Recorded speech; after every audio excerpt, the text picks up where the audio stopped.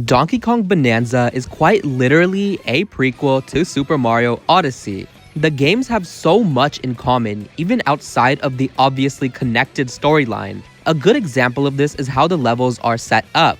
Both games have giant, open-world levels with linear progression. In Super Mario Odyssey, they were known as kingdoms. In Donkey Kong Bananza, they are known as layers. A lot of kingdoms have a lot in common with a lot of layers, so I will be comparing them in this video. Before we start, be sure to hit that subscribe button, turn the notification bell on, and like this video, or else a giant eel will eat you in your sleep. Anyways, let us begin. Let's start with the tutorial levels. Cap Kingdom and Ingot Isle. Both of these levels intend on teaching you mechanics of the game. However, I think Ingot Isle is way better at this since there is way more to do here and a lot to figure out on your own, which I like. I also feel like it has more purpose outside of being a tutorial level, especially when you visit it post-game. Cap Kingdom is short, sweet, and nostalgic, but there isn't much to it at the end of the day. Next up, we have the grass levels, Cascade Kingdom and Lagoon Layer.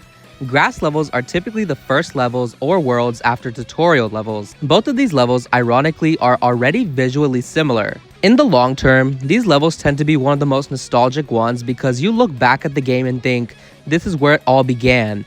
And that's why I like Cascade Kingdom better. It's just more fun overall, and come on, nothing beats the dinosaur.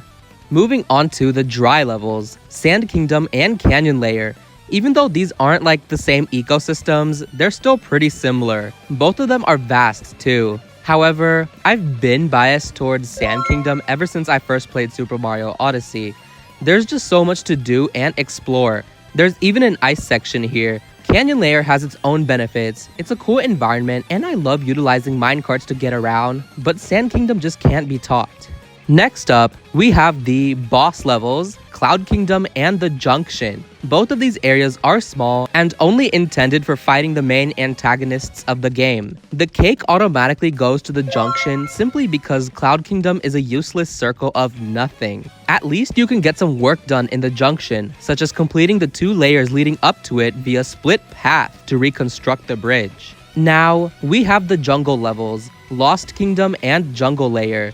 Both of these are extremely similar. They have similar enemies and both utilize poison. I prefer the Jungle Layer, mainly because I've always loved the Lost Kingdom, and Jungle Layer is basically a much bigger and improved version of that. Next, we have the Metro Kingdom. Yes, the same exact location appears in both games.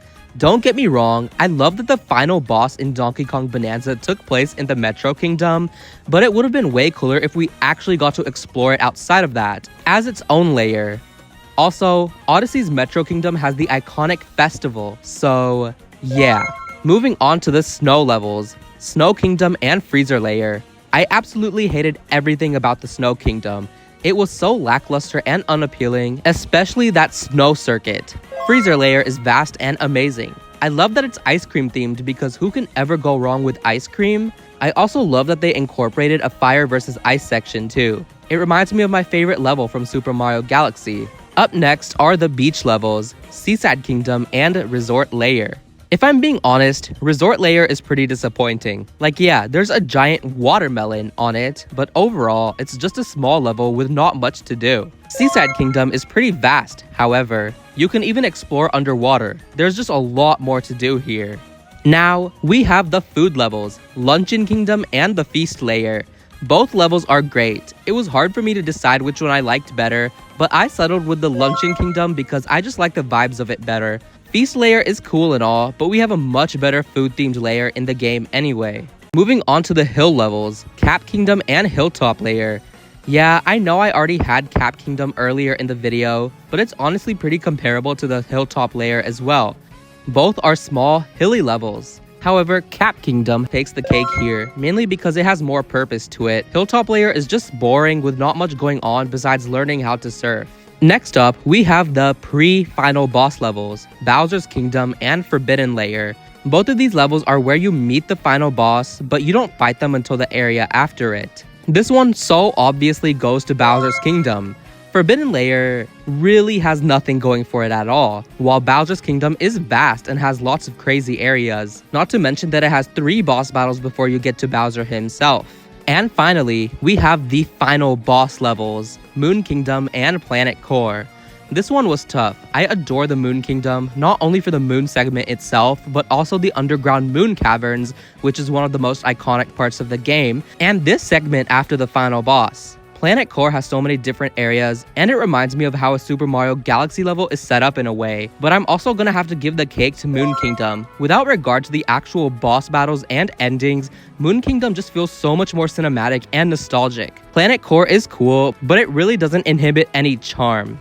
And we have made it to the end of this video. According to my rankings, it seems like I favor Mario Odyssey's kingdoms more than DK Bananza's layers at an 8-4 score. Trust me, I still adore DK Bananza as a full game for far more than just its layers. Some kingdoms and layers in this video are missing because I couldn't really compare them to anything as they are unique to their own. Anyways, thank you for watching this video to the end. Until next time, peace out.